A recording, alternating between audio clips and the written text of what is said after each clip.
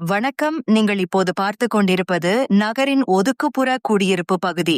70 பிளாட்களுக்கு இடம் ஒதுக்கப்பட்டிருந்தாலும் கட்டப்பட்டது என்னவோ 43 வீடுகள்தான். மொத்த உறுப்பினர்கள் 124. ஆனால் அதைவிட அதிக எண்ணிக்கையில் பாம்புகள் உலா வருவதுதான் இங்குள்ள பெரிய பிரச்சனையே. அன்றாடம் வீட்டுக்கு ஒருவர் 4 பாம்புகளை பார்த்து அலறுவதும், துள்ளி குதித்து ஓடுவதும், டூ வீலரில் போகும்போது பதறி போய் விழுவதும் இங்கு சர்வசாதாரணமாக நடந்து கொண்டிருக்கும். இதனால் பக்கத்து வீட்டுக்காரர்கள் எல்லாம் தங்கள் மாமியார் மருமகள் பிரச்சனையை விட பாம்பை பற்றித்தான் அதிகம் புரணி பேசுவார்கள். பாம்பின் நீளம், வேகம் குறித்து, அது தங்களை பயமுறுத்திய விதம் குறித்து மாய்ந்து மாய்ந்து பேசிக்கொள்வார்கள். ஆரம்பத்தில் இந்த பாம்பு பிரச்சனை லோக்கல் சேனலிலும் நாளிதழ்களின் நகர செய்திகளிலும் தான் இடம்பெற்றன. காலப்போக்கில் பாம்புகள் மாவட்ட, மாநில செய்தி அளவுக்கு தங்களை தரம் உயர்த்திக் கொண்டன.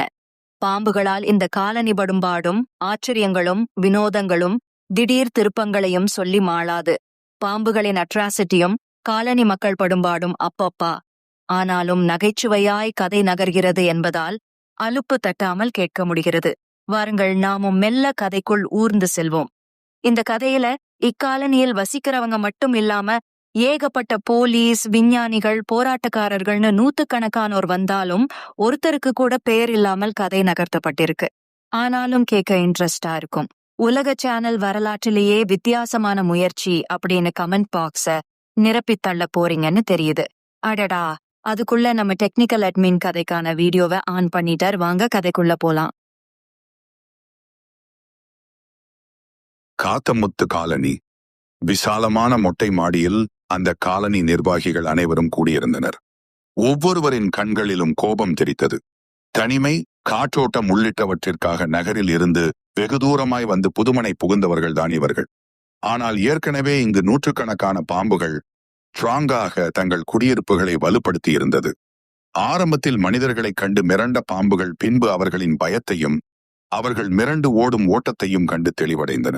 குட்டி பாம்புகள் தூக்கம் வராமல் தவிக்கும் போதும், சாப்பிட அடம்பிடிக்கும் போதும் அம்மா பாம்புகள் ஹாயாக வெளியே வந்து மனிதர்களை தடுமாற வைத்து வேடிக்கை காட்டும். அலறி அடித்து ஓடும் வினோத உயிரியைக் கண்டு குட்டி பாம்புகள் தன்னை மறந்து தெத்துப்பல் தெரிய சிரிக்கும்.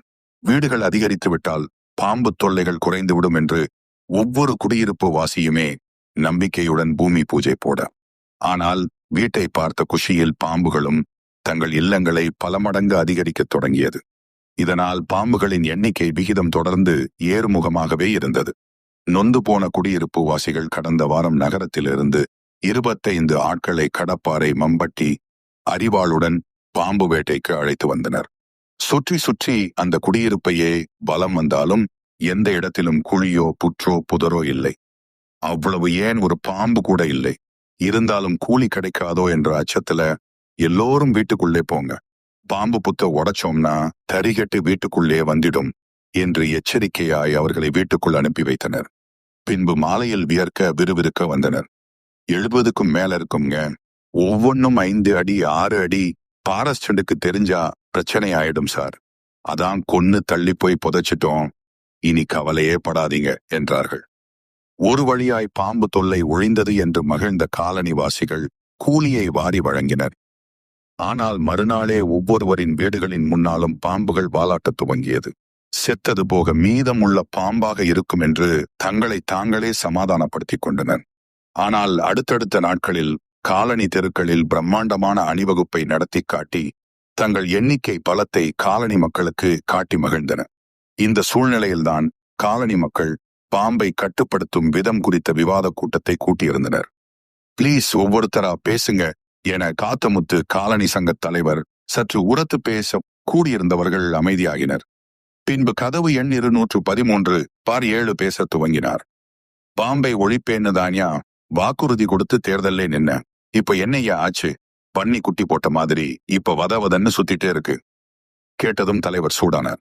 இங்க பாருங்க, 213 பார் 7 பாம்பை ஒழிக்கிறதுக்கு என்னென்ன நடவடிக்கை எடுத்திருக்கோம்னு நம்ம செயற்குழு உறுப்பினர்களுக்கு நல்லா தெரியும். அபாண்டமா இப்படி குற்றம் சொல்லக்கூடாது என்ற தலைவரை சாந்தப்படுத்திவிட்டு 3 மாடி வீட்டு சீனியர் சிட்டிசன் எழுந்தார். இங்க யாரையும் குறை சொல்றதுக்காக நம்ம கூட்டம் போடலை. முதல்ல பாம்பை ஒழிக்கணும், அதுக்கு வழி சொல்லுங்க என்றார். நான் ஒரு வழி சொல்றேன். பச்சை விட்டு தொப்பை மெல்ல எழுந்தது. பாம்பு வராம இருக்கிறதுக்காக காலனியை சுத்தி சீரியானங்கையை நட்டு வச்சிருவோம் என்றார். அனைவரும் பச்சை வீட்டுக்காரரை கோபமாய் முறைத்தனர்.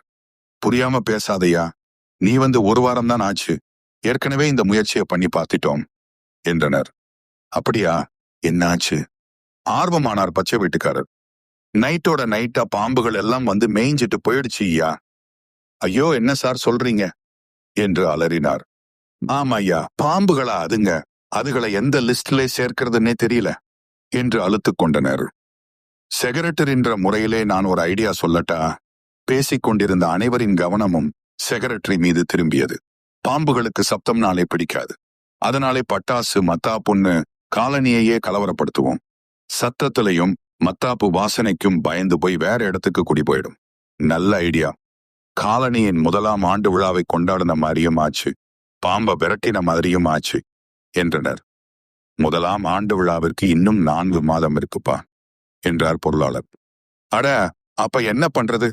8வது மாத விழாவா கொண்டாடுவோம் என்றார் ஒரு உறுப்பினர்.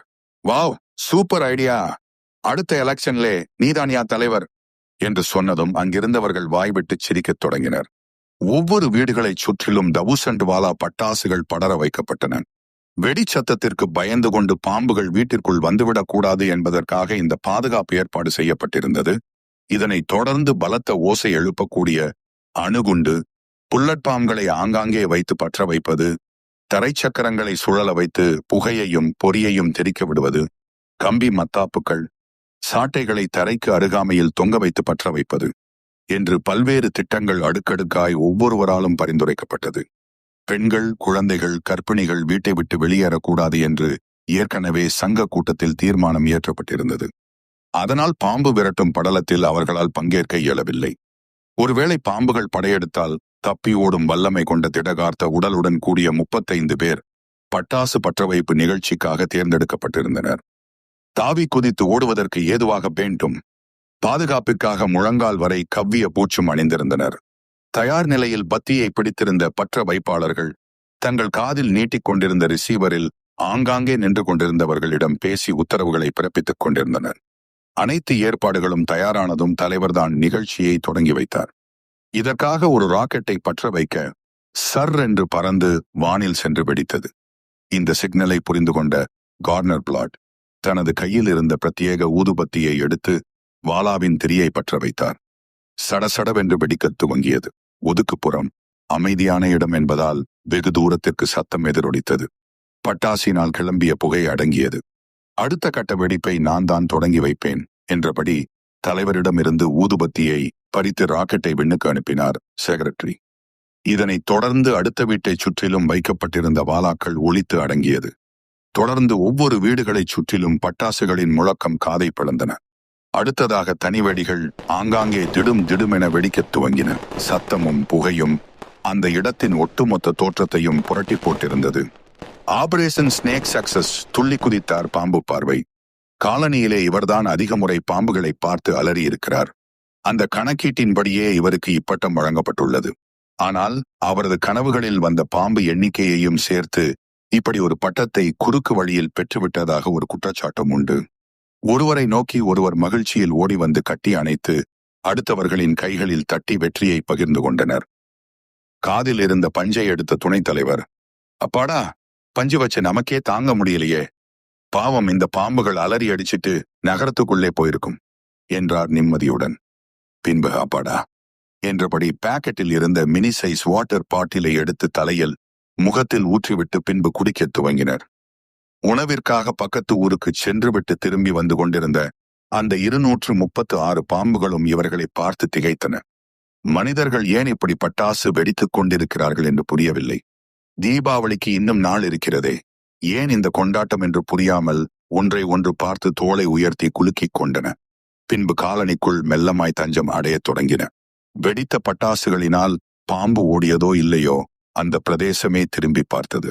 இதனால் பாம்புகள் அதிகம் நடமாடும் விஷயத்தை அறிந்து கொண்டது. போதாக்குறைக்கு வாங்கியது வீணாகிவிடுமே என்ற குடியிருப்பு வாசிகள் ஒவ்வொருவரும் கம்பூச்சுகளுடனே நகருக்கும் அருகில் உள்ள காய்கறி கடைகளுக்கும் சென்று வர விஷயம் அப்பகுதி முழுவதும் பரவியது. ஆடு மாடு மேய்த்தவர்கள் கூட பிறகு காலனியில் இருந்து 1 கிலோமீட்டர் வெளிவட்ட சுற்றளவிலே தங்கள் மேய்ச்சலை தொடர்ந்தனர். கேபிள் வசூல், பால் பாக்கெட் சப்ளை, பேப்பர் போட, பழைய பேப்பர் வாங்க என்று வந்து கொண்டிருந்த சிலரும் பாம்பை நினைத்து பயந்து போய் பின்னங்கால் பிடரியில் தெறிக்க ஓடினர். கோயில் திருவிழா வரி வசூலிப்பவர்கள் கூட காலனிக்கு வெளியிலே நின்று ஒவ்வொருவரிடமும் போனில் அழைத்து அவர்களை வெளியே வரவைத்து வரி பணத்தை வாங்கிக் கொண்டனர். ஒவ்வொரு வெளியுலக தொடர்பும் துண்டுபட்டு கொண்டே சென்று ஒரு கட்டத்தில் தனித்தீவாய் ஒதுக்கப்பட்ட காலனியாய் உருமாறத் துவங்கியது. இதனால் காத்தமுத்து காலனி என்ற பெயர் வழக்கொழிந்து பாம்பு காலனி என்ற வழக்குச் சொல் பரவலாக இடம் பிடிக்கத் தொடங்கியது. பின்பு அஞ்சல் துறை, பத்திரப்பதிவுத்துறை மட்டுமல்லாது கிராம நிர்வாக அலுவலரின் பதிவேட்டிலும் கூட பிராக்கெட்டில் பாம்பு காலனி என்று குறிப்பிடும் அளவிற்கு பிந்தைய பெயர் பிரபலமடைய துவங்கியது. சரசரவென்று அடுத்தடுத்து காலனியே அந்நியப்பட்டு நின்றது. அருகருகே வீடு நெருக்கமாயிருந்தது. அதன் மொட்டை மாடியில் துணிகாய போட்டுக் கொண்டிருந்த மாமிக்கு குபுக்கென்று கண்ணீர் பெருகியது. ஐயோ மாமி, பேசிட்டு இருக்கும் போதே என்ன திடீர்னு? பக்கத்து மொட்டை மாடி பதறியது. இல்லடி, என் பொண்ணு வாயும் வயிறுமா இருக்கா, தலை பிரசவம் வேற. அம்மா வீட்டிலேதான் பிரசவம் பார்க்கணும்னு சொன்னாலும் நம்ம காலனி விஷயத்தை கேள்விப்பட்டுட்டு சம்மந்தி வீட்டிலே அனுப்ப மாட்டேங்கிறாங்க. அந்த அளவுக்கு விஷயம் பரவி போயிடுச்சு மாமி. நேத்து வரைக்கும் நம்ம காலனிக்குள்ளே வந்த எங்க காலேஜ் பஸ் இப்போ 200 மீட்டர் தள்ளி நிக்கிறான். ஏறினதும் பை பேக்ல ஏதும் பாம்பு ஏறி இருக்கான்னு செக் பண்ணிட்டு அப்புறம்தான் பஸ்ஸுக்குள்ளே விடுறாங்க. எவ்வளவு கேவலமா இருக்கு தெரியுமா என்றாள். வடாம்பிழிந்த கையோடு எழுந்த எதிர் வீட்டு பெண் கையை துடைத்துக் கொண்டே, அவுட்டர், அமைதியா இருக்கும், வாக்கிங் போகலாம், பேட்மிண்டன் விளையாடலாம்னு எவ்வளவு ஆசையா இங்கே வந்தேன். இப்போ பாருங்க, வீட்டை விட்டு வெளியே காலையே வைக்க முடியலை. அட, இது கூட பரவாயில்லையம்மா என்றபடி பூனை மீசை வளர்ந்த மகன் படியேறி மாடிக்கு வந்தான். பாம்பு காலனியிலே குடியிருக்கேன்னு தெரிஞ்சதும் பொண்ணுங்க கூட என் கூட பேச மாட்டேங்கிறாங்க தெரியுமா என்றான் அப்படி ஒரு வருத்தத்துடன். வடாம் பிழிந்த கையோடு அவனை 2 முத்து முத்தியவள். ஆமா, இது இப்போ ரொம்ப முக்கியம். பெரியவங்க பேசும்போது இப்படி குறுக்க வராதேன்னு எத்தனை தடவை சொல்றது? முதல்ல கீழே போடா. மற்ற பெண்கள் முன்னால் அவமானப்பட்டதில் அவனது பூனை மீசை துடித்தது. மரத்துல நேத்து பாம்பு ஏறி மொட்டை மாடியில விழுந்து கிடந்தது. அதான் பார்க்க வந்தேன். எதுக்கும் மரக்கிளைக்கு தள்ளி நின்னே பேசுங்க என்று கொளுத்தி போட்டுவிட்டு படி இறங்கினான். 3 பேருக்கும் பக்கென்றது. பதறியபடி அனிச்சையாய் 2 அடி தாவி குதித்தார்கள். அடி பாவி, என்னடி சொல்றான் உன் மகன்? மொட்டை மாடியிலேதான் கொஞ்சம் தைரியமா அப்பப்போ வந்து நின்னுட்டே இருப்பேன். இப்போ அதுவும் போச்சா? ஐயோ மாமி, கோபத்திலே ஏதோ உளறிட்டு போறான். நீங்க ஏன் பதறீங்க? சுத்து வட்டாரமே நம்மள ஒதுக்கி வச்சிருக்கு. காலேஜில இருக்கும்போது திடீர்னு ஒரு ஐடியா ஸ்பார்க் ஆச்சு. இந்த பிரச்சனை எல்லாம் தீர்க்க ஒரு சூப்பர் பிளான் வச்சிருக்கேன். காலனி ஆம்பளைங்க எவ்வளவு முயற்சி பண்ணியிருக்காங்க. பாம்புகளை ஒண்ணுமே செய்ய முடியல. நாம பொம்பளைங்க என்னடி செய்ய முடியும்? ஆண்டி, நம்ம வேற ரூட்ல ட்ரை பண்ணலாம். காதை கொடுங்களேன். அருகில் வந்ததும் காதில் கிசுகிசுத்தாள். என்னடி 2 பேருமா ரகசியம் பேசிக்கிறீங்க? என்னன்னு சொல்லுங்களேன். இருங்க மாமி, உங்களுக்கும் சொல்றேன். காதை கொடுங்க என்றபடி கிசுகிசுத்தாள். ஓகேயா மாமி? என்னடி நீ பேசுறது எதுவுமே கேட்கல, ஒரே கிசுகிசுன்னு தான் கேக்குது. ஐயோ மாமி, ரகசியம் பேசுற கேரக்டர்கள் எல்லாம் இப்படித்தான் பேசிக்கும். சத்தமா பேசினா இதை கேட்டுட்டு இருக்கிறவங்களுக்கு புரிஞ்சிடும். ஒரு உள்ளூர் சேனலும் 2 சேட்டிலைட் சேனல்களும் காலை பொழுதிலேயே காலனிக்குள் புகுந்தது. தங்கள் காலனிக்குள் தைரியமாக சில மனிதர்கள் வருவதை பார்த்ததும் அங்குள்ளவர்களுக்கு இருப்பு கொள்ளவில்லை. வீட்டு வேலையை அப்படியே போட்டுவிட்டு வெளியே ஆச்சரியத்துடன் ஒன்று சேரத் தொடங்கினர். நைட்டியின் காலரை ஸ்டைலாக தூக்கிவிட்டு கொண்டவள் மாமியை பார்த்து, எப்படி மாமி, என் ஐடியா என்றாள் சன்னமான குரலில். பரவாயில்லே, படிப்பிலே அரியர் வச்சாலும் இந்த மாதிரி விஷயத்திலே கரெக்டா இருப்பே போல இருக்கு. மாமியை முறைத்தவள் பின்பு, இது மட்டும் டெலிகாஸ்ட் ஆகட்டும், அப்புறம் பாருங்க, ஹியூமன் ரைட்ஸ், ஒதுக்கப்பட்ட மக்கள்னு இந்த ஸ்டேட்டே பரபரப்பா ஆயிடும். சரி, சத்தம் போட்டு பேசாதடி, பக்கத்திலே வந்துட்டாங்க. விபரங்களை கேட்டதும், இந்த காலத்திலேயும் இப்படி ஒரு இடமா என்று மீடியாக்கள் ஆச்சரியமாக மோவாயை தடவி கொண்டன. ஆமா தம்பி, எங்க நிலைமை ரொம்ப பரிதாபமா போயிட்டு இருக்கு. கரண்ட் ரீடிங் எடுக்க யாரும் வர்றதில்லை. குழாய் ரிப்பேர் பார்க்க ஆள் வர பயப்படுறாங்க. தபால் பெட்டியை கூட காலனிக்கு வெளியில தான் வச்சிருக்கோம். பயர் சர்வீஸ்ல சொன்னீங்களா? வீட்டுக்குள்ளேயே பாம்பு வந்தா தான் பிடிப்பாங்களாம். வெளியிலே சுத்துற பாம்பை பிடிக்கிறது எங்க வேலை இல்லைன்னு சொல்லிட்டாங்க. பஞ்சாயத்துல கலெக்டர்கிட்ட புகார் கொடுத்தீங்களா? பாம்பு இருக்கிற இடத்திலே தான் நீங்க போயிருக்கீங்க. உங்க வசதிக்காக பாம்பை கொன்னீங்கன்னா வன உயிரின பாதுகாப்பு சட்டப்படி உங்க மேலேதான் நடவடிக்கை எடுப்போம்னு மிரட்டுறாங்க சார். உங்க பகுதி கவுன்சிலர் எம்எல்ஏ என்ன சொல்றாரு? அதை ஏன் கேக்குறீங்க? எங்க காலனியிலே 85 ஓட்டு இருக்கு, ஓட்டு கேட்க வாங்கன்னு தேர்தல் நேரத்திலே சொன்னோம். ஒரு கட்சிக்காரன் கூட உள்ள வரல. அட, வித்தியாசமா இருக்கே. ஆமாப்பா, மேம்பாலம் வேணுமா, அணை கட்டணுமா, சொல்லுங்க செய்யறோம். பாம்பு மேட்டரை மட்டும் சொல்லாதீங்கன்னு கட்சிக்காரங்க எல்லாம் கையை விரிச்சிட்டாங்க. அட என்று ஆச்சரியப்பட்டவர்கள். ஓகே, இப்ப சொன்னதையெல்லாம் தொடர்ச்சியா பிசிறு தட்டாம சொல்லணும். ஓகேயா என்றபடி கேமராவில் ஒவ்வொருவரின் பேட்டியையும் பதிவு செய்ய துவங்கினர். பின்பு அந்த நிருபர் அந்த மைக்கை வாங்கி கேமராவை பார்த்து பேசத் துவங்கினார். ஜாதியால், மதத்தால் இன்றைக்கு பல பகுதிகள் புறக்கணிக்கப்பட்டுள்ளன. ஆனால் பாம்புகளால் ஒரு காலனியே இப்படி வெளித்தொடர்பின்றி துண்டுபட்டு கிடப்பது இந்தியாவிலே, ஏன் உலகத்திலேயே இதுவாகத்தான் இருக்கும். ஜனநாயக நாட்டில் அரசியல்வாதிகளும் அதிகாரிகளும் இவர்களை இப்படி தன்னிச்சையாக விட்டுள்ளது கடும் கண்டனத்துக்கு உரியது. டிங்டாங் டிவிக்காக ஒளிப்பதிவாளர் நாகராஜனுடன் ரமேஷ். காட் செய்துவிட்டு, சார், இந்த பாம்புகளை நாங்க ஷூட் பண்ணணுமே, வாங்க பார்க்கலாம். காலனியை சுற்றி வந்தனர். பாம்பு பார்வைதான் அவர்களை முன்னிறுத்தி அழைத்துச் சென்று படம் எடுக்கும் பாம்புகளை படம் எடுக்க உதவினார். ஓகே, நாளைக்கு நைட் 1 மணிக்கு டெலிகாஸ்ட் ஆகும். தூங்கிடாம முழிச்சு இருந்து பாருங்க. வந்ததுக்கு பிறகு அதிகாரிகள் இதுக்கு நடவடிக்கை ஏதாவது எடுத்தா அதையும் சொல்லுங்க, ஃபாலோ அப் செய்தியா போட்டுடலாம். நாங்க கிளம்புறோம் என்று சொல்லிவிட்டு விடைபெற்றார்கள். டிவியில் வந்தால் நடவடிக்கை எடுப்பார்கள். பாம்புகள் ஒழியும், பால் பாக்கெட் வீடு தேடி வரும். பேப்பர்காரன் ஸ்டைலாக வீட்டிற்குள் நாளிதழை வீசிச் செல்வான். துப்புரவு ஊழியர்கள் விசில் அடித்து குப்பைகளை பெற்றுச் செல்வார்கள் என்று பெரிய பெரிய ஆசைகளுடன் ஒவ்வொருவரும் திளைத்திருந்தனர். ஆனால் நடந்ததோ வேறு. இவர்கள் எதிர்பார்த்ததற்கும் மாறாக அப்படி ஒரு எதிர்வினை வெளிநாட்டில் இருந்து கிளம்பி வந்தது. சேட்டிலைட் சேனலை பார்த்த டிஸ்கவரி சேனல் மேலும் பல தகவல்களுடன் அவற்றை டப் செய்து பிரத்யேகமாக வெளியிட்டது. பாம்புகளை குளோசப்பில் பார்த்த உலக பாம்புகள் ஆராய்ச்சி மையம் அதிர்ந்தது. பின்பு உற்சாகத்தில் துள்ளி குதித்தது. அழிந்து கொண்டிருக்கும் சொற்ப எண்ணிக்கையில் உள்ள பாம்புகள் இந்தியாவில் இருக்கிறதா என்று ஆச்சரியப்பட்டது. அங்கு இருக்கும் ஒரு பாம்பை கூட அழிய விட்டுவிடக்கூடாது. அவற்றின் எண்ணிக்கையை அதிகரிக்க வேண்டும். பாம்பின் முக்கியத்துவம் தெரியாமல் உள்ளூர் அதிகாரிகள் அவற்றை அழித்துவிடப் போகிறார்கள். அவற்றிற்கு உரிய பாதுகாப்புகளை வழங்க வேண்டும். உணவிற்காக ஏற்பாடுகளை துரிதப்படுத்தி வெளியேறி சென்று விடாமல் தடுக்க வேண்டும். பரபரத்த பாம்பு ஆராய்ச்சியாளர்கள் இந்திய தூதரகத்திற்கும் பிரதமர் அலுவலகத்திற்கும் தகவல்களை பரிமாறத் துவங்கினர். சூரியன் செந்நிறமாக கிழக்கில் இருந்து மெல்லமாய் வெளியேறிக் கொண்டிருந்தது. பாம்பு காலனியை நோக்கி வரிசை வரிசையாக போலீஸ் வாகனங்கள் சர்சர் என்று விரைந்து கொண்டிருந்தன. உள்ளூர் போலீஸ், துணை இராணுவம், விலங்கு பாதுகாப்பு ஆர்வலர்கள், மாவட்ட அதிகாரிகள் என்று சைரனுடன் புழுதியை கிளப்பியபடி வாகனங்கள் செல்ல அப்பிரதேசத்தின் சூழ்நிலையே மொத்தமாய் மாறி கிடந்தது.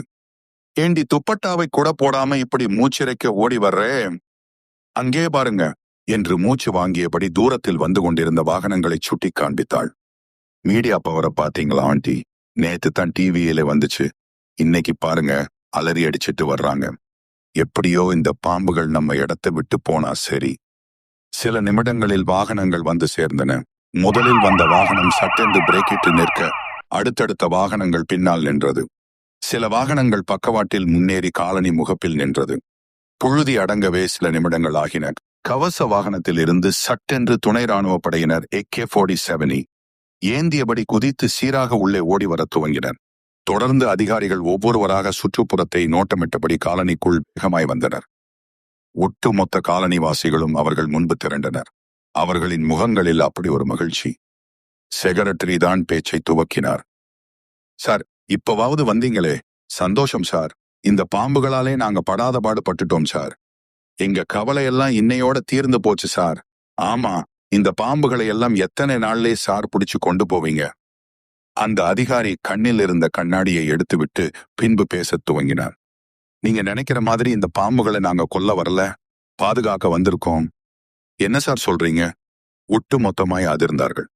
இது நீங்க நினைக்கிற மாதிரி சாதாரண பாம்புகள் கிடையாது. அபூர்வமான வகையைச் சேர்ந்தது. பேருடைச்சார். அழிஞ்சிட்டு இருக்கிற உயிரின பட்டியல்லே இது இருக்கு. உலகத்திலே ஒரே ஒரு இடத்திலே தான் இது வாழ்ந்துட்டே இருக்கு. 2வதா இப்போ இங்க கண்டுபிடிச்சிருக்கோம். காலனிவாசிகள் வாயை பிளந்தபடி மிரட்சியாய் அவர்களை பார்க்க துவங்கினர்.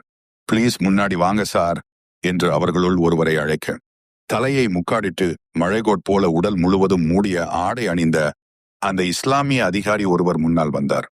பின்பு அரபு மொழியில் பேசத் துவங்கினார். அவர் பேசுவதை அருகில் இருந்த தமிழ் அதிகாரி ஒருவர் மொழிபெயர்த்தார். இந்த வகை பாம்புகள் லிபியா தலைநகர் திரிபோலி பகுதியிலேதான் இருக்கு. ஆப்பிரிக்கா கண்டத்தின் வடக்கு கடற்கரை பகுதியைச் சேர்ந்த இடம் அது. அங்க சொற்ப அளவிலேதான் இந்த வகை பாம்புகள் இருக்கு. பாம்புகள்னு இதை சொன்னாலும் அது மத்த பாம்புகள் போல இல்லை. குரங்குகளை எப்படி நம்மோட மூதாதையர்னு சொல்றோமோ அதே மாதிரி ஊர்வன வகையிலே சற்று மேம்பட்ட உயிரியாக இது மரபணு மாற்றம் பெற்று உருவாகி வந்திருக்கு. இதுக்கு விஷம் இல்ல, கடிக்காது, வாச உணர்வு அதிகம் கொண்டது. பழக்கப்படுத்தினா மனிதர்கள்டே பிரியமாக இருக்கக்கூடிய ஒரு உயிரினம். இதை கேட்ட காலனிவாசிகளுக்கு தூக்கி வாரி போட்டது. அவர் பேசுவதை தொடர்ந்து அதிர்ச்சியோடு கேட்டுக்கொண்டிருந்தனர். மண்ணில் நைட்ரஜன், துத்தநாதம், பாஸ்பரஸ் போன்ற ஏராளமான சத்துக்கள் இருக்கும்.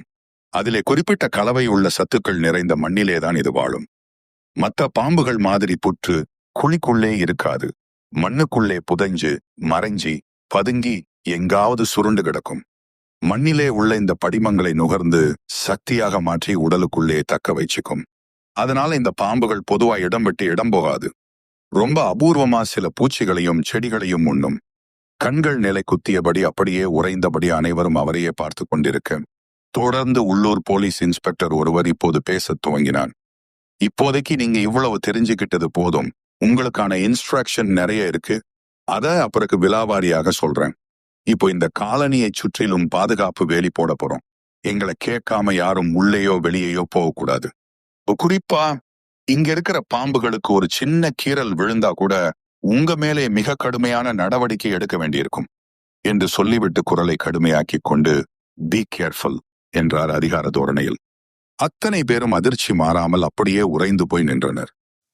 காலனியை சுற்றிலும் பாதுகாப்பு முள்வேலி அமைக்கப்பட்டது.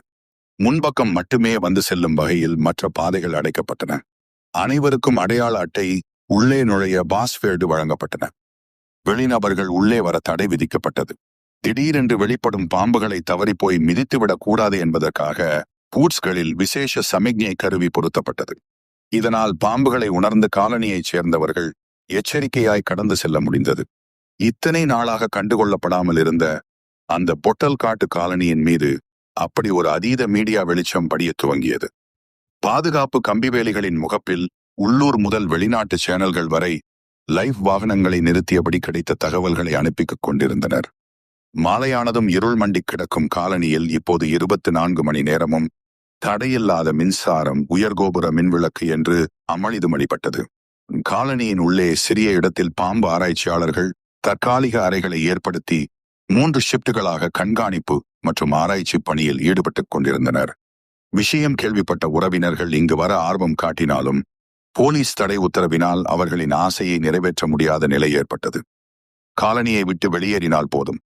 மீடியாக்காரர்கள் சூழ்ந்து நின்று ஒவ்வொரு கேள்வியாக கேட்பதும் விபரங்களை தெரிவிப்பதுமாக இங்குள்ள அனைவரின் முகங்களுமே டிவிக்களில் பரிச்சயமானது. பாம்பு காலனி என்று இங்குள்ளவர்களை பார்த்து பரிகாசம் செய்த பலரும் இப்போது இவர்களை வியப்பாக பார்க்கும் அளவுக்கு நிலை மாறிப்போனது. பாம்பை கடத்தி போய்விடுவார்கள் என்ற அளவுக்கு இங்குள்ளவர்கள் மீது கண்காணிப்பு தீவிரப்படுத்தப்பட்டிருந்தது. போன்கள் ரகசியமாக கண்காணிக்கப்பட்டன. தேவையில்லாமல் ஒருவரை ஒருவர் சந்தித்து பேசவோ இங்குள்ள தகவல்களை வெளியில் சொல்லவோ தடை விதிக்கப்பட்டது. சொந்த வீட்டிற்குள்ளே அகதி போலிருந்த இந்நிலை அவர்களை மிகவும் வாட்டியது. பலரும் மனதுக்குள் புலம்பத் தொடங்கினர். இந்த பாம்பு காலனிக்கு வந்ததிலிருந்தே நிம்மதியில்லை. பாம்புகளை நினைத்து தங்கள் காலனி புறக்கணிக்கப்பட்டதை எண்ணி என்று ஒவ்வொன்றாக தொடர்ந்த கவலை தற்போது பிரம்மாண்டமாய் உருப்பெற்று வீட்டுக்குள்ளே ஜெயில் கைதி போல் இருப்பது அவர்களுக்கு பெரும் சோர்வை ஏற்படுத்தியது. லேசாய் கதவை திறந்து எட்டி பார்த்த செக்ரட்டரி பின்பு மெதுவாக துணைத் தலைவர் வீட்டை நோக்கி நடக்க துவங்கினார். பாதுகாப்புக்கு நின்றிருந்த அந்த துணை ராணுவ போலீஸ்காரர் இவரை பார்த்து கியா என்றார். வந்து பேஸ்ட் தீர்ந்து போச்சு அதான் என்று டூத் பிரஷை அவரிடம் காண்பித்தார். தலையில் அடித்துக் கொண்ட அந்த போலீஸ் ஜலோ என்று அனுமதித்தார். துணைத் தலைவரை பார்த்த செக்ரட்டரி, என்ன ஏன் நடக்குது இங்க? பாம்பு இருந்தாலும் சுதந்திரமா சுத்திட்டு இருந்தோம். இப்போ ஏதோ கலவர பகுதியில சிக்கிட்ட மாதிரியே இருக்கு. சார், நிம்மதியா பேசக்கூட முடியல. நம்ம ஆளுங்களை இன்னைக்கு காலனிக்கு வெளியிலே வர சொல்லுங்க. ரகசியமான ஒரு இடத்திலே கூடி கொஞ்ச நேரம் ஜாலியா பேசிட்டாவது வருவோம். முதல்ல உங்க டூத் பிரஷை எடுங்க என்றார். என்னையா சொல்ற? சார் எடுங்க சார் சொல்றேன். வெறுமனே போனா விட மாட்டாங்க. இருவரும் டூத் பிரஷை நீட்டிக்கொண்டு வெளியில் நடக்க அந்த AK-47 வழிமறித்தார். வந்து இவர் வீட்டிலேயும் பேஸ்ட் இல்லையாம், அதான் தலைவர் வீட்டுக்கு போறோம். முறைத்த AK-47 பின்பு மிஷின் கண்ணை இடது கைக்கு மாற்றி வைத்துக் கொண்டு பாக்கெட்டில் இருந்து பேஸ்டை எடுத்து இருவரது பிரஷில் பிதுக்கி வைத்துவிட்டு, பின்பு உங்களை பார்த்தா சந்தேகமா இருக்கு, காலனி ஆட்கள் தானே நீங்க என்றார் முகத்தை இறுக்கமாய் வைத்துக் கொண்டு. ஐயோ என்ன சார் இப்படி சந்தேகப்படுறீங்க, இங்க பாருங்க நீங்க கொடுத்த ஐடி கார்டு கூட இருக்கு, உங்க பாஸ்வேர்டு சொல்லுங்க என்றார் மிரட்டலாக. 3-4-20 வாய்ஸ் வெரிஃபை என்ற ரெக்கார்டு இயந்திரத்தில் பச்சை விளக்கு எரிய திருப்திகரமாக பார்த்தவர் செக்ரட்டரி பக்கம் திரும்பி, உங்க பாஸ்வேர்டு என்றார் இந்தியில். செக்ரட்டரிக்கு லேசாய் கிளிப்பிடித்துக் கொண்டது. அவருக்கு நினைவு திறன் கொஞ்சம் மந்தம். போதாக்குறைக்கு பாஸ்வேர்டு வேறு. அவரது ஞாபக சக்திக்கு சவால் விடும் அளவிற்கு நீளமாய் நீண்டிருந்தது. லேசாய் மிடறு விழுங்கியவர் தன் முன் நீட்டப்பட்ட இயந்திரத்தை சற்று நகர்த்திவிட்டு, ஒரு தடவை சொல்லி பார்த்துக்கிட்டுமா என்றார் பரிதாபமாக. AK-47 ஒரு முறைப்புடன் என்று அனுமதி கொடுக்கவே மெல்லமாய் முணுமுணுத்தார். டக்கரி டக்கரி டானு டுக்கரி துக்கரி ரீனு. தொப்பியை சரி செய்து கொண்ட அந்த AK-47 டானுக்கு அடுத்ததாக டஸ்டஸ்ன்னு சொல்லணும், மறந்துட்டீங்க என்றார். ஓகே சார், அடுத்த தடவை தப்பில்லாம சொல்லிடுறேன் என்று பதறினார். ஏற்கனவே பாஸ்வேர்டை மாத்தி சொல்லி காலனிக்கு வெளியிலே நைட் பூரா பணியிலே படுத்து கிடந்தது மறந்து போச்சா? மிரட்டும் குரலில் AK-47 உருமியது. ஐயோ சார், இனி மறக்கவே மாட்டேன், ஒரு தடவை கேளுங்களேன். டக்கரி டக்கரி டானு டஸ்டஸ் துக்கரி டுக்கரி ரீனு. போங்க, இப்படி சம்பந்தம் இல்லாம வீட்டுக்கு வெளியே சுத்திட்டு இருந்தீங்கன்னா இன்னும் நீளமான பாஸ்வேர்டு தர வேண்டியதா இருக்கும். செக்ரட்டரிக்கு தலைக்கிருகிருக்க துவங்கியது. மழை இன்னமும் விட்டபாடில்லை. 2 நாளாக தொடரும் மழையினால் அப்பகுதியே வெள்ளக்காடாக மாறியிருந்தது. கரட்டு பகுதியில் இருந்து பெருகிய நீர் பாம்பு காலனி வழியே உட்புகுந்து அருகில் உள்ள வாய்க்கால் வழியே வெளியேறி சென்று கொண்டிருந்தது. பாம்பு காலனிக்கு சற்று முன்னதாக இருந்த திட்டில் அமர்ந்திருந்த அந்த இளைஞர்களுக்குள் கடும் கோபம் மண்டி கிடந்தது. இதுக்கு மேலேயும் பொறுக்க முடியாதுடா, வீட்டுல கூட இவ்வளவு கண்டிஷன் போட்டது கிடையாது, ஜெயில இருக்கிற மாதிரியே இருக்கு, ஒருத்தனும் நம்ம காலனிக்கு வரமாட்டேங்கிறான், இல்லைன்னா இப்படி கேங்கா வந்து உட்கார்ந்துட்டு நம்மள உயிரை வாங்குறானுங்க அப்படின்றான். இப்போதைக்கு இந்த பிரச்சனை முடியற மாதிரி தெரியல, இப்படியே இருந்தா நமக்கு பைத்தியம்தான் பிடிக்கும். நான் ஒரு ஐடியா வச்சிருக்கேன். 3 பேரும் ஆர்வமாய் திரும்ப, நம்ம ஏரியா மண்ணோட தன்மையை மாத்தினா எல்லா பிரச்சனையும் முடிஞ்சிடும். என்னடா சொல்ற என்றான். எஸ், மென்மையான அமிலத்தன்மை மண்ணுதான் இந்த பாம்புகள் வாழ ஏற்ற மண். அதனாலே இந்த மண்ணை கடும் காரத்தன்மையா மாத்த போறேன். பாம்புகள் கண்டிப்பா ஓடிடும், இல்லைன்னா செத்திடும். ஓகே, ஆனா இதை எப்படி செய்ய போறோம் என்றான். இதுக்காகத்தான் அக்ரி ஆபீசர்கிட்ட விவரங்களை சேகரிச்சு ரசாயன உரங்களை போதுமான அளவுல மிக்ஸ் பண்ணி மூட்டையா கொண்டு வந்திருக்கேன். அட பாவி, இவ்வளவு வேலை பார்த்திருக்க, ஒரு வார்த்தை கூட சொல்லல. எங்கடா பேச முடியுது? இன்னும் 2 நாள் இல்லைன்னா இந்த வாரத்திற்குள்ள நம்ம காலனிக்கு ஒரு விடிவு காலம் பிறக்க போகுதுடா என்றான் உற்சாகமாய். சாரல் தற்போது சுத்தமாக நின்றிருந்தது. கரட்டில் இருந்து வரும் நீரின் அளவும் குறையத் துவங்கியது. சரிடா, இவ்வளவு பாதுகாப்பை மீறி எப்படி இந்த மூட்டையை அங்க தூக்கிட்டு போறது என்றான் சந்தேகத்துடன். முட்டாள், மூட்டையை ஏன் நாம் அங்க கொண்டு போகணும்? இந்த வழிந்தோடற தண்ணியிலே கரைச்சு விட்டா போதும். காலனி தாழ்வான பகுதி, அங்க தண்ணி தேங்கி நிக்கிறப்போ உரம் கீழே படிஞ்சிடும். வா, சூப்பர். ஓகே, இருட்டிட்டு இருக்கு, தண்ணியும் குறைய ஆரம்பிச்சிடுச்சு, வாங்க மூட்டைய கரைச்சிடலாம் என்றான். சுற்றிலும் ஒருமுறை பார்த்து கொண்டவர்கள் கடும் ரசாயன தன்மை கொண்ட மூட்டைகளை ஒவ்வொன்றாய் தண்ணீரில் கரைக்க துவங்கினர். ரசாயனத்தை உள்வாங்கிக் கொண்ட அந்த தண்ணீர் அந்த சிறிய கால்வாய் வழியே வேகமாய் ஓடி வளைவுகளில் திரும்பி காலனியை நோக்கி வேகம் எடுக்க துவங்கியது. வாங்க, சத்தமில்லாம போயிடலாம், ஒரே நேரத்துல காலனிக்கு போக வேண்டாம், கொஞ்சம் இடைவெளி விட்டு ஒவ்வொருத்தரா போவோம், அப்போதான் யாருக்கும் சந்தேகம் வராது என்றான். ஓகே என்றபடி மெல்லமாய் அந்த இடத்தை விட்டு ஒவ்வொருவராய் விலகத் துவங்கினர். பாம்புகளை விரட்ட போடப்பட்ட திட்டம் தங்களுக்கு எவ்வளவு பெரிய பிரச்சனையை ஏற்படுத்தப் போகிறது என்று அப்போது அவர்கள் உணரவில்லை. உலக பாம்புகள் ஆராய்ச்சி மைய தலைவர் மெல்ல செருமிக் கொண்டார். எதிரே காலனி ஆட்கள் வரிசையாக உட்கார்ந்திருந்தனர். அவர் பேச பேச மொழிபெயர்ப்பும் துவங்கியது. இந்த பாம்புகள் பல தலைமுறைக்கு முன்னே அழிஞ்சு போயிடுச்சுன்னு தான் நினைச்சிட்டு இருந்தோம். அபூர்வமாக இங்கே இருக்கு. நிலத்தோட தன்மைதான் இது வாழ்றதுக்கு அத்தியாவசியமான ஒண்ணு. ஒவ்வொரு வீட்டிலே இருந்தும் வெளியேற கழிவு நீர், உணவுத்துகள் போன்றவற்றை கடந்த 10 நாளா ஆராய்ச்சி பண்ணி சில முடிவுகளை எடுத்திருக்கோம். அதனால இந்த காலனியிலே குறிப்பிட்ட பொருட்களை மட்டும்தான் பயன்படுத்தணும்னு கட்டுப்பாடு விதிக்க போறோம். அதுக்கான பட்டியல் ரெடி பண்ணியிருக்கோம். ஆளுக்கு ஒரு நகல் தர்றோம், கண்டிப்பா இதை ஃபாலோ பண்ணணும் என்றார். தொடர்ந்து அவர் பேசிக்கொண்டே செல்ல உதவியாளர்கள் ஆளுக்கு ஒரு புறமாக சுற்றி வந்து அந்த பயன்பாட்டு பட்டியலை ஒவ்வொருவருக்கும் விநியோகித்துக் கொண்டே வந்தனர். வாங்கி பார்த்த பலருக்கும் அதிர்ச்சி ஏற்பட்டது. பயன்படுத்தக்கூடிய பொருள் பக்கத்தில் 15 பொருளும், பயன்படுத்தக்கூடாத பட்டியலில் 534 பொருட்களும் இருந்தன. படித்ததும் காலனிவாசிகளுக்கு திக்கென்றது. அடப்பாவிகளா என்று நெஞ்சை பிடித்துக் கொண்டனர். இவர்களின் மனோநிலை தெரியாமல் விஞ்ஞானி தொடர்ந்து பேசிக்கொண்டே சென்றார். யாருக்கும் கிடைக்காத வாய்ப்பு இது. அபூர்வ உயிரினத்தோட நீங்க இருக்கிற சூழல் உங்களுக்கு கிடைச்ச பெரிய அதிர்ஷ்டம். நிறுத்துங்க சார், தலைவர் தான் டென்ஷனில் கத்தியிருந்தார். கூட்டம் அவரை திரும்பி பார்க்க பேசிக்கொண்டிருந்த விஞ்ஞானியின் பேச்சும் தடைப்பட்டது. என்ன சார் நியாயம் இது? ஏதோ அபூர்வ பாம்புன்னு சொல்லி எங்களுக்கும் சேர்த்து வேலி போட்டீங்க. எங்க சுதந்திரத்திலே எல்லாம் மூக்க நுழைச்சிங்க. அந்த நேரத்திலே வெளியிலே போகக்கூடாது, இந்த நேரத்திலே உள்ள வரக்கூடாதுன்னு ஏகப்பட்ட கட்டுப்பாடு விதிச்சிங்க. இப்போ என்னடான்னா என்னென்ன சாப்பிடணும்னு கண்டிஷன் எல்லாம் போடுறீங்க. கொஞ்சம் ஓவராத்தான் சார் போயிட்டே இருக்கீங்க என்றார். உட்காருங்க. டயட்டுக்கு நாம கொஞ்சம் உணவுகளை கண்ட்ரோல் பண்றது இல்லையா? அது மாதிரி தான் இதுவும். காலை டிஃபன் லிஸ்டிலே சில ஐட்டங்களை கட் பண்ணி இருக்கோம், அவ்வளவுதான். என்னது சில ஐட்டங்களா? பாவிகளா? இட்லி, தோசை, பொங்கல், வடை, பூரி, சப்பாத்தி, ஆப்பம், பணியாரம் எல்லாத்தையும் கட் பண்ணி இருக்கீங்களே. டிஃபன் மெனுவிலே இருக்கிற எல்லா ஐட்டத்தையும் டெலீட் பண்ணிட்டீங்களே. வேற என்னதான் ஏன் சாப்பிடுறது? உப்புமா மட்டும் சாப்பிடலாம் என்றார். என்னது உப்புமாவா? தலைவர் நெஞ்சை பிடித்தபடி இருக்கையில் சரிந்தார். அருகில் உள்ளவர்கள் மெல்ல அவரை ஆசுவாசப்படுத்த துவங்கினர். மாமிதான் மனசு பொறுக்காமல் எழுந்து பேசத் துவங்கினாள். ஏன் சார், பாம்புக்கும் நாங்க சாப்பிடுறதுக்கும் என்ன சார் சம்பந்தம் என்றார். அதான் சொன்னோமே, வீட்டிலிருந்து வெளியேற உணவுத்துகள், உணவு கழிவுகள், நீரில் கலந்து ஏற்படுற ரசாயன மாற்றம் போன்றவற்றை ஆய்வு செய்துதான் இந்த லிஸ்ட் ரெடி பண்ணியிருக்கோம். எஸ் என்றபடி இப்போது பாதுகாப்பு அதிகாரி ஒருவர் மேடைக்கு முன்பு வந்தார். இந்த கண்டிஷனை எல்லாம் மீறி எதையாவது சமைச்சு சாப்பிட்டீங்கன்னா அது தேச விரோத செயலா கருதி உங்களை அரெஸ்ட் பண்ண வேண்டியிருக்கும். என்னது, இட்லி சாப்பிடுறது தேச விரோத குற்றமா? ஐயோ, ரொம்பதான் ஏன் படுத்துறீங்க என்றார். சும்மா இருடி, கொஞ்சம் கம்முன்னு இறேன் என்று பக்கத்து சீட் ஆண்டி அமைதிப்படுத்தி கொண்டிருக்கும் போதே அவள் எழுந்தே விட்டாள்.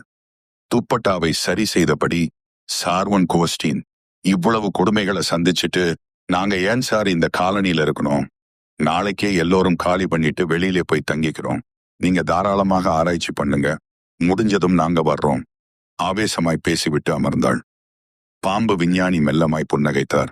இவ்வளவு செய்யறோம், அதையும் நாங்க யோசிக்க மாட்டோமா? இந்த பாம்புகளோட குணாதிசயமே வேற.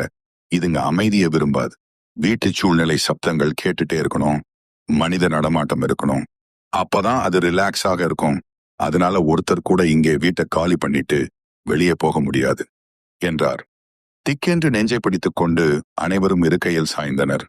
பிரமை பிடித்தது போல கண்கள் நிலைகுத்தி உறைந்து போனார்கள். ஆராய்ச்சி செய்யும் உதவியாளர்கள் தான் ஒவ்வொருவரையும் பிடித்து உலுக்கிவிட்டு இயல்புக்கு கொண்டு வந்தனர். இவ்வளவு நடந்ததற்கு பிறகாவது யாரும் கேள்வி கேட்காமல் இருந்திருக்கலாம். ஆனால் துணைத் தலைவர் தான் சூழ்நிலையை கலகலப்பாக மாற்றுகிறேன் பேர் வழி என்று கேள்வி கேட்க எழுந்தார். சார், ஒரு சின்ன சந்தேகம். நாங்க தினமும் குளிக்கலாமா? இல்ல, அதுக்கும் ஏதாவது கட்டுப்பாடு வச்சிருக்கீங்களா? இதழோரம் கிண்டலுடன் அதிகாரிகளை கலாய்த்து விட்ட பெருமிதத்தில் அவர் முகம் ஜொலித்தது. எஸ் எஸ், சொல்ல மறந்துட்டோம். சோப்பு, சீயக்காய், ஷாம்பு, அவ்வளவு ஏன் தண்ணீர் கூட இல்லாமத்தான் இனிமே நீங்க குளிக்கணும் என்றார். முதலில் திகைத்த காலனிவாசிகள் பின்பு துணைத் தலைவர் பக்கம் திரும்பி, உன்னை யாரு இப்போ குளிக்கிறத பத்தி எல்லாம் சந்தேகம் கேட்கச் சொன்னது என்று ஆளாளுக்கு அவரை உதைக்கத் துவங்கினர். மறுநாள் காலையில் செக்ரட்டரி வீட்டு ஜன்னலை மெல்ல திறந்து வெளியே பார்த்தார். காலனி முன்பு ஒரே கூச்சல், குழப்பம். வானோ தேசிய மாநாட்டு கட்சியினர் அங்கு கூடியிருந்தனர். இன்னும் சிறிது நேரத்திற்குள் காலனி முன்பு முற்றுகை போராட்டத்தில் ஈடுபட உள்ளனர். அது ஒரு குட்டி கட்சி. உலகளவில் இந்த காலனி பரபரப்பை ஏற்படுத்தியதைக் கண்டு அக்கட்சி நிர்வாகிகளின் கை நமனமத்தது. இதை பயன்படுத்தி மீடியாவின் பார்வையை தங்கள் பக்கம் இழுப்பதற்காக இதோ போராட்டத்திலும் இறங்கிவிட்டனர். புலம்ப போதாக்குறைக்கு காலனியில் உள்ள செயற்குழு உறுப்பினர் தன்னுடைய பேஸ்புக்கில் தாங்கள் படும் சிரமத்தை அழுகாத குறையாக புலம்ப. இதை பார்த்த கட்சியினர் போராட்டத்திற்கான காரணம் கிடைத்துவிட்ட குஷில் கொடி பிடித்து உட்கார்ந்து விட்டனர். காலனி ஆட்களுக்கு ஸ்பாட்டிலேயே இட்லி அவித்து வழங்கும் போராட்டம் இது. தகவல் அறிந்ததும் ஏராளமான உள்ளூர் போலீசார் குவிக்கப்பட்டனர். மைக்கை ஆன் செய்து கட்சியினர் குரல் கொடுக்கத் தொடங்கினர். மைக்கில் அவர்களின் கண்டன கோஷங்கள் ஒலிக்கத் தொடங்கியது. படுத்தாதே படுத்தாதே, காலனி ஆட்களை உப்புமா சாப்பிடச் சொல்லி படுத்தாதே. சாப்பிடுவோம் தினமும் இட்லி, தடை செய்தால் உன்னை ஆக்குவோம் சட்னி என்று கோஷமிட்டுக் கொண்டே இருந்தனர். நெரிசல் அதிகரித்துக் கொண்டே செல்லவே போலீஸ் மத்தியில் பரபரப்பு ஏற்பட்டது. வயர்லெஸ்ஸில் பதட்டத்துடன் தகவல்களை தெரிவிக்க அதிவிரைவு படை போலீசார் வந்து இறங்கினர். ஹெல்மெட், பாதுகாப்பு கவசத்துடன் போராட்டக்காரர்களை எதிர்கொள்ள தயாராயினர். அப்போது கூட்டத்திற்குள் கொடி பிடித்தபடி 2 பேர் தங்கள் முகங்களை மறைத்து மெல்லமாய் கிசுகிசுத்துக் கொண்டார்கள். தயாராயிரு, போலீசார் தடியடி நடத்த தூண்டுவோம். அந்த கலையபரத்திலே பின்பக்க வேலி வழியா காலனிக்குள்ளே ஊடுருவிடலாம். இது சரியா வருமா என்றான் மற்றவன். முட்டாள், திட்டம் கனகச்சிதமா இருக்கு. போலீஸ் பார்வையெல்லாம் இந்த கூட்டத்திலே தான் இருக்கும். ஓடுற மாதிரி பின்னாடி போய் காலனிக்குள்ளே நுழைஞ்சிடலாம். பாம்புகளை எப்படி பிடிக்கிறது என்றான். இதுக்காக ஏஜெண்டுகள் நமக்கு சில கெமிக்கல்ஸ கொடுத்திருக்காங்க. உள்ள போய் தண்ணியிலே நனைச்சி தெளிச்சோம்னா அந்த வாசனையால இழுக்கப்பட்டு பாம்புகள் எல்லாம் மண்ணுக்குள்ள இருந்து வெளியே வரும். டக்குன்னு பையில புடிச்சு போட்டுடலாம் என்றான். எனக்கு என்னவோ பயமா இருக்கு என்றான் மற்றவன். வர்ற பணத்தை நினைச்சு பாரு, பயம் போயிடும். அந்த ஏஜென்ட் ஒரு பாம்புக்கே 5 லட்சம் தர்றதாக சொல்லியிருக்கான். முடிஞ்ச வரை 4-5 பாம்பை பிடிச்சிட்டு எஸ்கேப் ஆயிடலாம். ஓகே, ஈஸியா ஒரு பெரிய தொகை வருதுன்னு தான் நானும் இதுக்கு ஒத்துக்கிட்டேன் என்றான். கவலைப்படாத, காரியம் கச்சிதமாக நடக்கும்.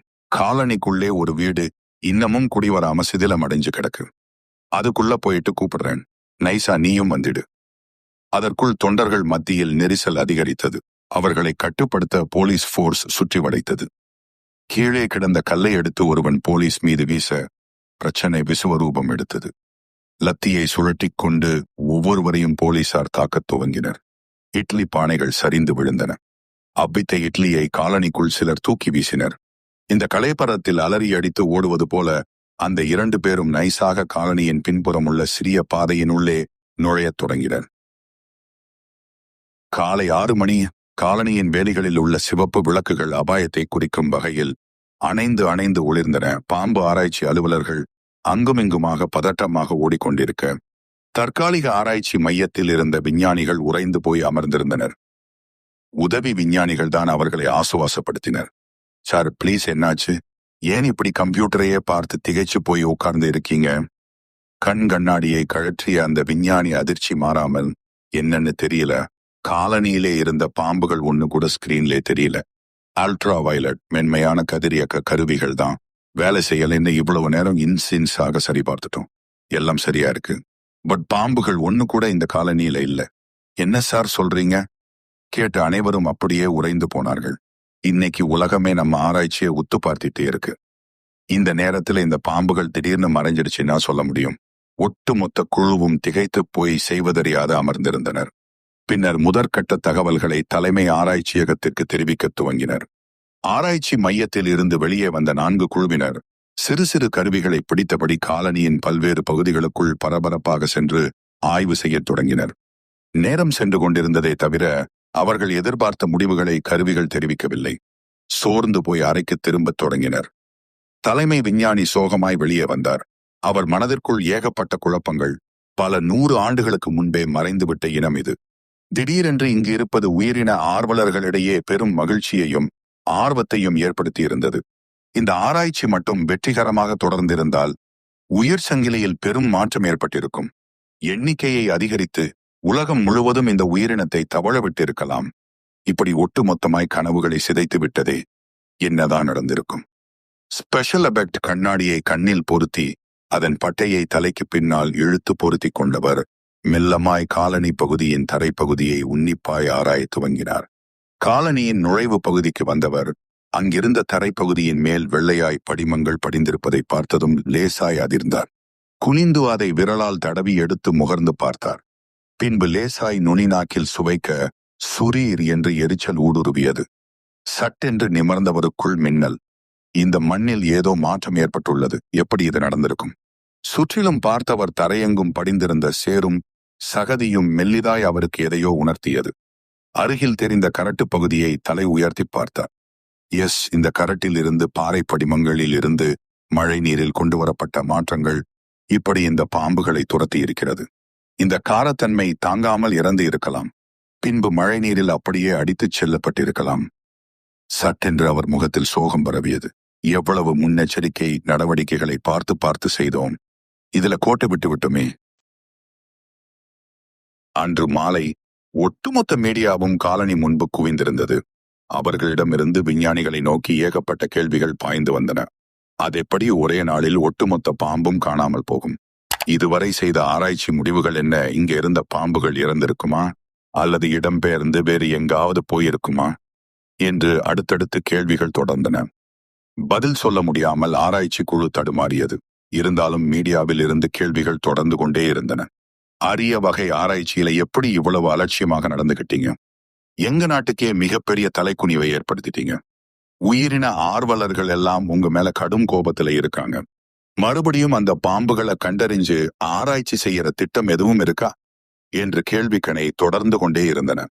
ஆனால் எதற்கும் பதில் சொல்ல முடியாமல் போலீஸ் பாதுகாப்புடன் விஞ்ஞானிகள் சோகத்துடன் பெட்டி படுக்கையுடன் வண்டியில் ஏறத் தொடங்கினர். அவர்களை நோக்கி முன்னேறிய மீடியாக்களை போலீசார் கடும் பிரயத்தனத்துடன் தடுத்து அகற்றினர். சர் சர் என்று ஒவ்வொரு வாகனமாக காலனியை விட்டு வெளியேறத் தொடங்கியது. தொடர்ந்து காலனியில் பாதுகாப்புக்கு நின்றிருந்த துணை ராணுவ படையினரும் அடுத்தடுத்த நாட்களில் கிளம்பினர். கடுமையான எச்சரிக்கை வலயத்தின் பிடியில் இருந்த அந்த காலனி சில நாட்களிலேயே சுதந்திரமான பகுதியாக மாறத் துவங்கியது. காலனிவாசிகள் எல்லாம் ஜாலியாக வீட்டை விட்டு வெளியில் வந்து உற்சாகமாக கத்தினர். ஒருவரின் கையை மற்றொருவர் குறுக்காக பிடித்து தட்டாமாலை சுற்றி மகிழ்ந்தனர். நாளையிலே இருந்து இட்லி தோசை சாப்பிடலாம் உற்சாகமாய் கூச்சலிட்டார்கள். இருள் சிறையில் சிக்கி விடுதலையான மனோநிலையில் காலனி மொத்தமும் ஓடியாடி மகிழ்ச்சியில் திளைத்தனர். பாவம், அடுத்தடுத்த நாட்களில் அவர்களுக்கு ஏற்படும் ஆபத்துக்களை ஏனோ அவர்கள் உணரவில்லை. 3ஆம் நாள் காலனியின் தெற்கு பகுதி வீட்டில் இருந்து வந்த பெரும் அலறல் காலனியை பெரும் அதிர்ச்சிக்கு உள்ளாக்கியது. யார் அலறியது, என்ன ஆச்சு என்ற பதைப்புடன் ஒவ்வொரு வீடுகளில் இருந்தும் பதட்டத்தோடு ஓடி வந்தனர். பக்கத்து வீட்டு பெண் ஒருவர் அதிர்ச்சியான நிலையில் திக்பிரமையுடன் அழுது கொண்டிருந்தாள். என்ன ஆச்சு என்று ஒவ்வொருவரும் பதட்டத்துடன் விசாரிக்க, அழுகையை நிறுத்த முடியாத அப்பெண் கேட்டை நோக்கி கையை காண்பிக்க, அனைவரும் கேட்டை திறந்து உள்ளே நுழைந்தனர். அங்கே மாமி கோரமாய் தாக்கப்பட்டு ரத்தம் வெளியேறிய நிலையில் கிடந்தார். அதை பார்த்தவங்க அப்படியே திகைச்சு போயிட்டாங்க. ஏதோ பாம்புதான் வந்துவிட்டதோ என்று நினைத்தவர்கள் இரத்த வெள்ளத்தில் கிடந்த மாமியை கண்டதும் அதிர்ந்து போயினர். பதறியபடி வெளியே வந்தவர்கள், ஆம்புலன்ஸிற்கு உடனே தகவல் சொல்லுங்க, மாமியை யாரோ தாக்கியிருக்காங்க என்றார்கள் பதறியபடி. வேண்டாம், ஆம்புலன்ஸ் வர லேட் ஆகும், நாமே ஆஸ்பத்திரியில சேர்க்கலாம். விரைந்து சென்ற பக்கத்து வீட்டு இளைஞன் தனது காரை வேகமாக எடுத்து வந்து நிறுத்தினான். ஆளுக்கு ஒரு பக்கமாக தூக்கியவர்கள் மெல்லமாய் காரில் வைத்து ஆஸ்பத்திரியை நோக்கி விரைந்தனர். மாமியின் கடைசி மூச்சு பெரும் சிரமத்துடன் ஈடுபடத் துவங்கியது. இதையெல்லாம் மறைவா நின்னு பார்த்துட்டே இருந்த அந்த 2 பேர் மெதுவா புதர் மறைவில இருந்து வெளியே வந்தாங்க. ராஸ்கல் சும்மா பயமுறுத்த சொன்னா இப்படியா தாக்குறது என்றான். எவ்வளவு சொல்லியும் அந்த அம்மா தான் தொடர்ந்து கத்த முயற்சி பண்ணிட்டே இருந்தாங்க. சத்தம் கேட்டு காலனிக்காரங்க வந்தா நாம மாட்டிக்குவோம், அதனாலேதான் கையில இருந்த கத்தியால ஒரு இழுப்பு இழுத்திட்டேன் என்றான். பாம்பை பிடிச்சு கொடுத்துட்டு சைலண்டா செட்டில் ஆகிடலாம்னு பார்த்தா அதுவும் முடியல. பாதுகாப்பு இல்லாம் புறநகர்லே இருக்கிற ஒரே காலனி இதுதான். இப்போ மறுபடியும் பழைய தொழிலுக்கு திரும்ப வேண்டியதா போச்சு என்றான் மற்றவன். ஆமா, எவ்வளவு சவரன் தேரும்? 30-40 தேரும். இன்னும் சில வருஷங்களுக்கு நாம இந்த ஏரியா பக்கமே தலைகாட்டக்கூடாது சொல்லிவிட்டு சத்தமில்லாமல் புறவழிச்சாலையை நோக்கி நகரத் துவங்கினர். ஐசியூவில் இருந்த மாமியின் உயிரை மீட்க டாக்டர்கள் படாத பாடுபட்டுக் கொண்டிருந்தார்கள். வெளியே பதட்டத்துடன் உட்கார்ந்து இருந்த ஒவ்வொருவருக்குள்ளும் கவலைகள் மண்டி கிடந்தன. இதுவரை காலனியில் ஒரு துர்ச்சம்பவம் கூட நடந்தது கிடையாது. அதற்கு காரணம் பாம்பு பயம்தான். இதுவரை இந்த காலனியில பாம்பு ஒதுக்கப்பட்ட பகுதி என்றுதான் பிரச்சனைகள் இருந்ததே தவிர இப்படி ரத்தம் சிந்தும் அளவுக்கு யாருக்கும் எந்த பிரச்சனையும் ஏற்பட்டது இல்லை. போதாக்குறைக்கு மாமியின் நகை அனைத்தும் கொள்ளையடிக்கப்பட்டிருக்கிறது. கடவுளே, எப்படியாவது மாமி உயிருடன் திரும்ப வேண்டும். ஒவ்வொருவரும் மனம் உருகி பிரார்த்தனை செய்து கொண்டிருந்த போது ஆபரேஷன் தியேட்டர்ல இருந்து சீப் டாக்டர் கதவை திறந்து வெளியே வர பரிதவிப்போடு அனைவரும் அவரை பார்த்தார்கள். சரியான நேரத்தில் அட்மிட் பண்ணிட்டீங்க அதனால ரத்தப்பெருக்கு அதிகம் இல்ல. இப்போ ஆபத்தான கட்டத்தை தாண்டிட்டாங்க. இனி பிரச்சனை இல்ல. இருந்தாலும் இன்னும் 1 வாரம் முழுநேர ஓய்விலே இருக்கணும் என்று டாக்டர் சொன்னதை கேட்டதும் அங்கிருந்தவர்களுக்கு சற்று நிம்மதியாக இருந்தது. சொல்லிவிட்டு டாக்டர் விலகிச் சென்றதும் அனைவரும் இயல்பு நிலைக்கு திரும்பினர். கார்னர் பிளாட்காரர் தான் ஆரம்பிச்சார். அதான் பிரச்சனை இல்லைன்னு சொல்லிட்டார்லே, ஏன் எல்லோரும் முகத்தை தூக்கி வச்சுட்டு இங்கேயே இருக்கணும்? போங்க, வீட்டுக்கு போயிட்டு ரெஸ்ட் எடுத்து குளிச்சிட்டு வாங்க, அது வரைக்கும் நாங்க பார்த்துக்கிறோம் என்றார். கூடியிருந்தவர்கள் ஒவ்வொருவராய் கிளம்ப தயாராயினர். பாவம், மாமிக்கு சொந்தம்னு இங்க யாரும் இல்ல. மகனும் யூஎஸ்ல இருக்கான், அவனுக்கும் கால் பண்ணி பேசிடுங்க. இப்போது செக்ரட்டரி தொடர்ந்தார். ஆமாமா, மாமிக்கு சாப்பாடு கொண்டு வர்றப்போ அவனோட நம்பரையும் எடுத்துட்டு வாங்க. ஒரு வார்த்தை அவன்கிட்டையும் சொல்லிடுவோம். இப்போ நீங்க எல்லோரும் கிளம்புங்க, நாங்க 4 பேரும் பார்த்துக்கிறோம் என்றார். தொடர்ந்து ஏதோ பேச முயன்றவர் திடீரென ஒலித்த மொபைலினால் பேச்சு நிறுத்தி மேல் பாக்கெட்டில் இருந்த போனை எடுத்து டிஸ்பிளேயை பார்த்து ஆன் செய்தார். ஹலோ. எதிர்முனை ஏதோ பேசியது. இதை கேட்டதும், என்ன சார் சொல்றீங்க என்றவரின் முகம் பெயரைந்தது போல மாறியது. அப்படியே சேரில் சாய்ந்து நிலை குலைந்து உட்கார்ந்து விட்டார். கிளம்பி செல்ல முயன்றவர்கள் அதிர்ச்சியாய் அவர் அருகே வர, என்ன சார் ஆச்சு, ஏதும் பிரச்சனையா என்றார்கள் பதைபதைப்போடு. எதிரே இருந்த சுவரையே வெறித்து பார்த்தவர், நம்ம காலனியிலே நிறுத்தியிருந்த ஒரு கார், 2 டூ வீலரை காணோமாமா. போதா கூரைக்கு பார்க்கல இருந்த விளையாட்டு கருவிகளையும் கட் பண்ணி திருடிட்டு போயிருக்கிறாங்க என்றார் நான் தழுதழுத்தபடி. சட்டென்று அனைவருக்குள்ளும் அதிர்ச்சி ஊடுருவியது. செய்வதறியாது செக்ரட்டரியையே வெறித்து பார்த்து கொண்டிருந்தனர். அன்று பௌர்ணமி தினம். முழு நிலவின் வெளிச்சம் அந்த காலனியை முழுமையாய் போர்த்தி இருக்க நடைப்பயிற்சி மைதானத்தில் காலனிவாசிகள் அனைவரும் கூடியிருந்தனர். மாமி வீல்சேரில் உட்கார்ந்திருக்க சுற்றிலும் நின்றவர்கள் முகத்தில் சொல்ல முடியாத வேதனை.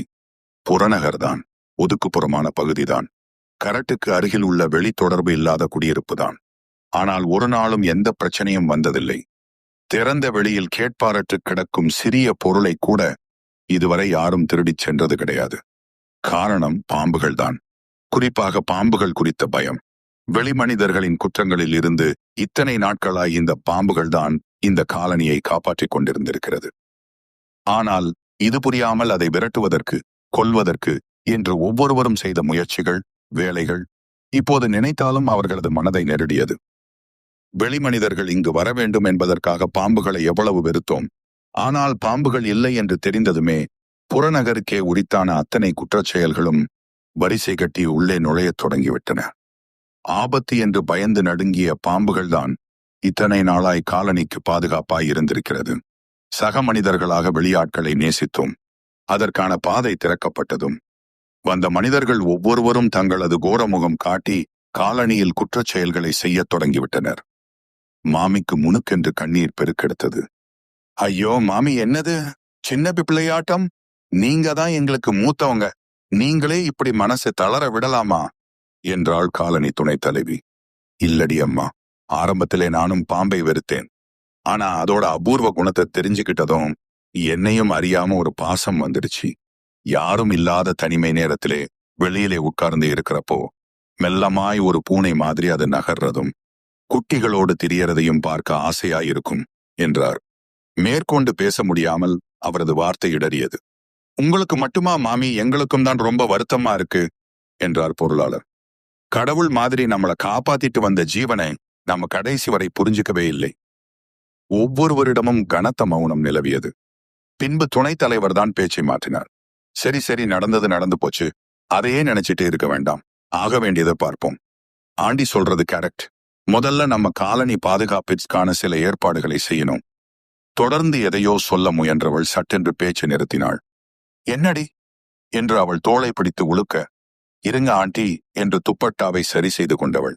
மண்வாசனை வர்றது தெரியுதா என்றாள் மெதுவாக. ஆமா, கரெக்ட் பக்கம் மழை பெய்யும். இது ஒரு விஷயமா? ஐயோ, மழை வர்றதுக்கான துளி சிம்டம்ஸ் கூட இல்ல, ஆனாலும் மண்ணிலே ஏதோ வாசனை வெளியே வருது. என்னடி சொல்ற? எல்லோரும் திகைப்பாய் பார்க்க உதட்டின் குறுக்கே விரலை வைத்து உஸ் என்றவள் மெல்ல கால்களை மடக்கி அமர்ந்தாள். நிலத்தினுள் சின்ன சின்னதா இடம்பெயர்வுகள் தெரியவே குப்பென்று மகிழ்ச்சி பொங்க எழுந்தவள். நம்ம செல்லக்குட்டிங்க வந்துடுச்சு என்றாள் சப்தமாக. சட்டென்று அனைவரின் முகத்திலும் உற்சாகம் தோற்றிக்கொள்ள தங்களையும் மீறி மகிழ்ச்சியில் கத்தத் துவங்கினர். நான் சொல்றதை கவனமா கேளுங்க. சுற்றும் முற்றும் பார்த்தபடி செக்ரட்டரி ரகசிய குரலில் கிசுகிசுத்தார். திறந்த வெளியில் பாம்புகளின் தடத்தை பார்த்து சந்தோஷத்தில் இருந்த அனைவரும் செக்ரட்டரி பக்கம் திரும்பினர். பாம்பு திரும்ப வந்தது தெரிஞ்சா போலீஸ் ஃபோர்ஸ் வந்துடும். பாதுகாப்பு வளையத்துக்குள்ளே நம்மளை கொண்டு வந்துடுவாங்க. மறுபடியும் இட்லி தோசை சாப்பிட முடியாது. அதனால யாருக்கும் இந்த விஷயம் தெரிய வேண்டாம் என்றார். என்ன சார் சொல்றீங்க? அனைவரும் அதிர்ந்தனர். நல்லா யோசிச்சுட்டு தான் சொல்றேன். இந்த விஷயம் நம்ம காலனியை தாண்டி யாருக்கும் தெரியக்கூடாது. ஆண்டி முகத்தில் சின்ன பரிதவிப்பு தோற்றிக் கொண்டது. பின்பு, இல்ல சார், இந்த யோசனை சரியா வராது. ரொம்ப தப்பாயிடும். காலனி பார்க்கில் கிடைக்கிற ஊஞ்சலையே கட் பண்ணி திருடிட்டு போயிருக்கிறாங்க. அரிய வகை பாம்பு இருக்குன்னு தெரிஞ்சா நிலைமையை யோசிச்சு பாருங்க. கண்டிப்பா இன்டர்நேஷனல் லெவல்லே திருடர்கள் இங்கே வந்துடுவாங்க. செயற்குழு உறுப்பினர் இடைமறித்தார். போதாக்குறைக்கு பாம்பு வந்ததை ஏன் சொல்லலைன்னு ஏகப்பட்ட என்கொயரிஸ் நம்ம மேலே வர்றதுக்கும் வாய்ப்பு இருக்கு. அனைவர் முகத்திலும் குழப்ப ரேகைகள். சட்டென்று தலைவருக்கு மின்னலாய் ஒரு யோசனை தோன்ற அவரின் முகம் மலர்ந்தது. மலர்ச்சியான தலைவர் செயலாளரை பார்க்க, செயலாளர் பொருளாளரை பார்க்க, விஷயத்தை புரிந்து கொண்டதும் அங்கிருந்தவர்கள் ஒருவருக்கு ஒருவர் புன்னகைத்துக் கொண்டனர். அப்போது திடீரென்று உச்சஸ்தானியில் சம்பந்தமில்லாத வார்த்தைகளில் பெருங்குரல் எடுத்து குதிக்கத் துவங்கினார் செயலாளர். அடுத்தடுத்து ஒவ்வொருவரும் வெவ்வேறு அபிநயத்துடன் வித்து பிடித்தது போல ஆடத் துவங்கினர். தலைவர் கையில் இருந்த உடுக்கையை அடிக்கத் துவங்கினார். கையில் இருந்த குங்குமத்தை நெற்றியில் மிகப்பெரியதாய் இட்டுக் கொண்டவள் வசதியாய் துப்பட்டாவை முடிச்சு போட்டுக்கொண்டு, வாடா வா, மனுஷ ரத்தம் குடிச்சு ரொம்ப நாளாச்சு என்று 2 கைகளையும் தலைக்கு மேல் கோர்த்து கொண்டு உடலை முறுக்கினாள். மொத்த சூழ்நிலையும் கன நேரத்தில் மாறிப்போயிருந்தது. உடுக்கை ஒலி, தீ மூட்டத்தில் இருந்து எழும் புகை, அமானுஷ்ய அலறல் அந்த பிரதேசத்தில் மெல்லமாய் பரவி கரட்டு பகுதியில் முட்டி எதிரொலிக்கத் துவங்கியது. மறுநாள் அதிகாலை 5:30 மணி. காலனியை நோக்கி அந்த இளைஞன் சைக்கிளில் வேகமாக வந்து கொண்டிருந்தான். பின்பக்க கேரியரில் பேப்பர் கட்டுகள் சரியாமல் கட்டப்பட்டிருக்க, ஹேண்ட்பாரின் இருபக்கங்களில் தொங்கிக் கொண்டிருந்த கனத்த பைகளிலும் நாளிதழ்கள் பிதுங்கிக் கொண்டிருந்தது. காலனியின் நுழைவு பகுதியை நெருங்கியதும் கீழே கிடந்த பொருட்களை பார்த்ததும் சின்னதாய் மிரளத் துவங்கினான். சட்டென்று பிரேக்கிட்டு நிறுத்தினான். காலனியைச் சுற்றிலும் கிடந்த குங்குமம் தடவி துண்டு துண்டாக கிடந்த எலுமிச்சை பழங்கள், மந்திர கட்டங்கள் அடங்கிய மெல்லிய தகடுகள், கோர உருவத்துடன் தலைவிரி கோலமாக கிடந்த சின்ன சின்ன பொம்மைகள். சட்டென்று அவனுக்குள் அச்சம் புகுந்தது. மெல்லமாய் மிடர் விழுங்கியவன் உன்னிப்பாய் பார்க்க, ரத்தம் வழிநெடுகிலும் காலனியைச் சுற்றிலும் சிந்தியிருக்க, தூரத்தில் சேவல் தலை ஒன்று வாய் பிளந்து கிடந்தது. லேசாக இருள் சூழ்ந்த அந்த அமானுஷ்ய சூழ்நிலை பீதியை ஏற்படுத்த, பயத்துடன் காலனிக்குள் பார்க்க, மெல்லிய வெள்ளை ஆடையுடன் ஏதோ ஒன்று காற்றில் மிதந்து செல்ல, ஆவென்று தன்னையும் அறியாமல் அலறினான். அடுத்ததாக சைக்கிளை கீழே போட்டுவிட்டு மெயின் ரோட்டை நோக்கி ஓடத் தொடங்கினான். விஷயம் பரபரவென்று பற்றிக் கொண்டது. பாம்பு காலனியை சூழ்ந்து கிடந்த அமானுஷ்யங்கள் பெரும் கிளியை ஏற்படுத்தவே முன்பு போல வெளியாட்கள் உள்ளே வர பயந்து ஒதுங்கத் தொடங்கினர். மீறிச் சென்ற சிலருக்கும் காலனிக்குள் நிலவிய கூச்சலும் உடுக்கை சத்தமும் பீதியை கிளப்பவே பின்னங்கால் பிடரியில் தெறிக்க ஓட்டம் எடுத்தனர். மீண்டும் அந்த காலனி வெளியாட்களின் நடமாட்டமின்றி தனிமையின் பிடியில் சிக்கியது. எல்லாம் உன்னோட ஐடியா தானா? எப்படிடி இப்படியெல்லாம் யோசிக்கிற? ஆண்டி, கன்னத்தை விடுங்க, வலிக்குது. பின்ன என்ன ஆண்டி, பாம்பு வந்துடுச்சுன்னு தெரிஞ்சா மறுபடியும் போலீஸ் ஃபோர்ஸ் உள்ளே வந்துடும். ஆராய்ச்சின்ற பேர்ல விஞ்ஞானிகள் அலப்பறைய ஆரம்பிச்சிருவாங்க. கலேபரம், கட்டுப்பாடு, ஆராய்ச்சின்னு நம்மளையும் தாளிக்க ஆரம்பிச்சிருவாங்க. தேவையா இது? அதான் இப்படி ஒரு பீதியை கிளப்பி விட வேண்டியதா போச்சு. செக்ரட்டரி முகம் முழுவதும் அப்படி ஒரு பூரிப்பு. நல்ல வேலை செஞ்ச. மனுஷனுக்கு மனுஷனாலதான் பாதிப்பு அதிகம். விலங்குகள் ஒருபோதும் நமக்கு தீங்கு விளைவிக்கிறதே இல்லை. இனிமேலாவது இந்த பாம்புகளை பத்திரமா பாதுகாத்து பராமரிக்கணும் என்றார்.